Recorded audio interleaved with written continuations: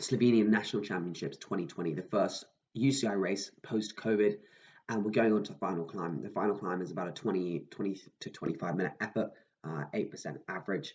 And before this they had a rolling circuit, but nothing too crazy. Pogacar had crashed, so you can see most of the Conti boys are getting spat already.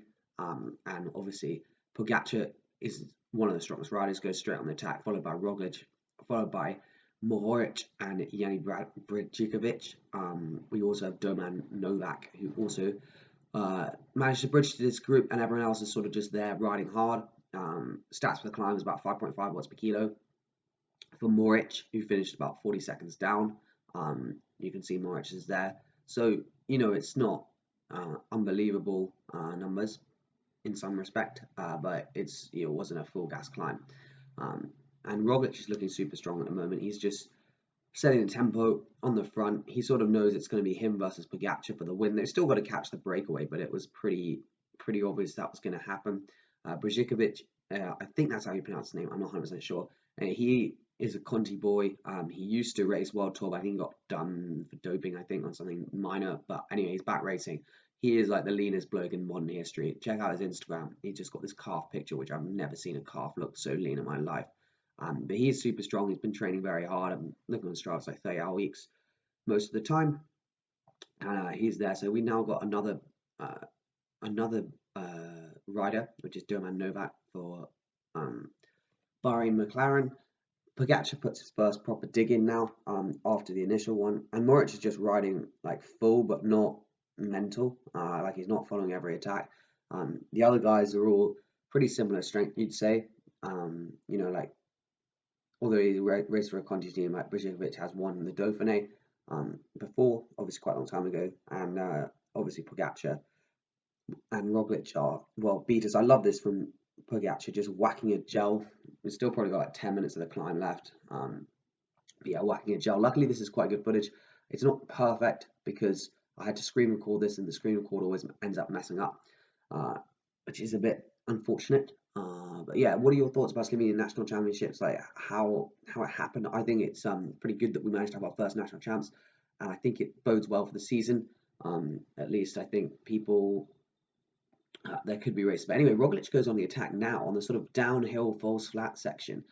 You can see a remnant of the breakaway, one of the Conti boys, and Tratnik start the road. And these guys, I don't know what they're playing at. Like they just let him go, and it's like you're obviously strong enough. Like it's not to do with strength. It's just to do with tactics. And then Novak goes straight round, I think, and says, "Cheerio, lads, we're going." And then everyone's like, "All right, all right, all right, all right, let's go." But it did seem, especially for Pogacar, this was a bit of a stupid error because he's now got to close like it was probably got up to 10 seconds now. And this is Jan Tratnik at the front of the race. He was in the breakaway, putting very, very strong turns, and he's now off the front on his own, with still a fair few kilometers to go. And Pogacar, who's finally doing the effort that he should have done straight away. He should just close it down every single time. I guess he was trying to like not close every gap down to Roglic, but it was still a bit like not ideal tactically because he's got a long way to go. But I think he the footage, we don't see everything, we just sort of see the remnants. So like we see some of it, that's sort of highlights, I guess. But it's not stitched together very well. Roglic sits on Tratnik for a bit, and I think he knows, right, cheerio lad, I'm gonna whack it past you when I do. I mean, Tratnik has just got to ride as hard as he can to the top. He knows he's not going to beat Roglic, so there's no point sitting on his wheel or like slowing down. He's just got to ride full. And when Roglic goes past him, Roglic's going to go past him. It's pretty interesting. There's crowds as well in this race. Like I didn't know if there were going to be rules, but apparently it's all common to me. They don't have too many cases, so of the old virus. So it's all good. But Roglic goes and is just going full. I don't know if he's going full. I mean, it's very hard to tell with him, but I assume he is because you can't like there's no obvious swaying as if he is. But it's a pretty impressive gap that Pogacar managed to close because there he is. Like it was at least 10 seconds. So you think like Pogacar was definitely super strong in this finale. But I think Roglic knew pretty early on that he had the edge on Pogacar in terms of like the final kick. Like I mean, Pogacar isn't a slouch in a finish. Like obviously, I'm talking GC like climber wise, but Roglic that last kick. I mean, I think only sort of Valverde and Alaphilippe are really faster than at the moment. The last, in Mas de la Costa in Vuelta a España, It was Quintana let out Valverde, and Roglic was the only one who managed to get close to him. To be fair, so it's pretty impressive. Um, like Roglic has got a super good kick, but anyway, Pogacar's bobbing, and as soon as Pogacar's bobbing, you know he's on a decent day, and he managed to catch up to Roglic. I see Roglic sits up here, I think, because he knows it's going to happen. Um, Pogacar does actually have the KO on this climb, so I assume he lives quite quickly. He did about 400 watts for 23 minutes. No, 400 watts for half an hour on this climb, actually. They didn't, I think they finished at like, I think it has false flats or summits, so they didn't go all the way up to the top. But yeah, he's looking pretty strong, Pogacar. His power data is always a bit lower, I found. Um, he's like 66 kilos, 400 watts is pretty impressive, but not like mental for World Tour. But I think he's stronger than that, for sure. And now they just sort of sit on, and they're not riding full. Like no one's coming back to them because that gap that Pogacar had to close to Roglic, like when Roglic was going full, like that's going to put pretty much everyone in the bin. But Roglic is just setting a tempo here that's hard, but not crazily hard. It was steep enough where the draft is decent, but it's not absolutely mental. But I think this is where Pogacar makes a crucial error, where he should have actually attacked very early on and kept on attacking Roglic, because in my opinion, if he brings it to the line, he's going to get beaten every single day of the week. Like every day of the week, he's going to get put in the bin by Roglic in the final, like a couple hundred meters.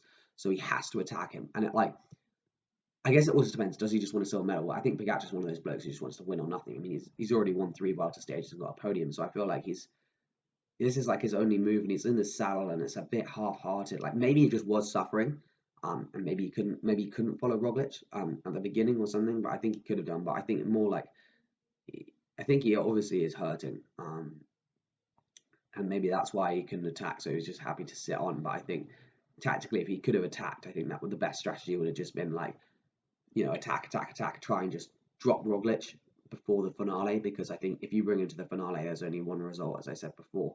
And now Roglic is just sitting on it. We're getting towards the final part of the climb. And again, sort of a surge out the corner, but it's not hard enough, and it's not like, I guess it's just trying to wear him down maybe, but it's not really going to work. So I think, yeah, I guess just Pogacar wasn't strong enough on the day, to be honest, because I think ultimately, like, he's not an idiot. He would know that Roglic would beat him in the sprint, and he would try and attack him. But again, with Pogacar, well, most riders these days, they don't really show any emotion or anything like that, so you can't really tell like how they're feeling on the day. Obviously, Pogacar does like to bob a fair amount, but not like crazy. Roglic always looks super smooth, and just I find it really hard to read him if he's on a good or bad day. Um, but yeah, I think Roglic was in control of this. He knew. I mean, now he's just riding out the saddle in a big gear, just sort of like watching Pogacar, and just knows that Pogacar goes, just follow him, keep him to the finale. And I think this is like 500 meters to go. So pretty much Pogacar, I think, knows it's now not ideal. Pretty much leading him out. I mean, he's now starting to look over his shoulder, and he knows the attack's coming. I think they know that they had like 37 seconds to Moritz, so in the finale, so it was a fair distance. There was no chance of them getting caught at all, and also the effort he would have had to make. I mean, Moritz probably is the fastest, but I think at the top of a mountain, I still would back Roglic because he's a pretty punchy boy. But we can see it starting to come to the finale, the very end, and Roglic is going about to wind up and absolutely rip it. And here we go. Just whacks it out the saddle, and Pogacar doesn't get out the saddle. Interestingly, he just goes full and just tries to chase it, and he's doing everything. But I think, yeah, he couldn't get on terms. This motorbike, I don't know what was doing it. I mean, Pogacar literally had a fucking draft. Like he literally had a draft to get up to Roglic, and he still couldn't close the gap. So I mean, you can just obviously see that Roglic was far stronger. And this is like a Dan Martin back in the day, or Joaquin Rodriguez sort of thing, where they just go from a long way out and just launch and just keep going for ages. It's super impressive from Primoz Roglic in the first race of the first race of the new season, and the first race of his year. Actually, he didn't race before Corona, so first race of the year for Roglic, first win. Is he going to win the Tour? It could be a Slovenian battle at the top. We've had a lot of British riders win, but I reckon it could be the Slovenians dominating, and maybe not Colombian like Bernal. But anyway, cheers for watching. Hope you did enjoy this tremendous stream. I'm very excited UCI Racing is back, and I can't wait to watch every single race in about 3 months. It's going to be chaos, but we absolutely love to see it. So anyway, cheers for watching. Make sure you subscribe and all that stuff, and I'll see you in the next one.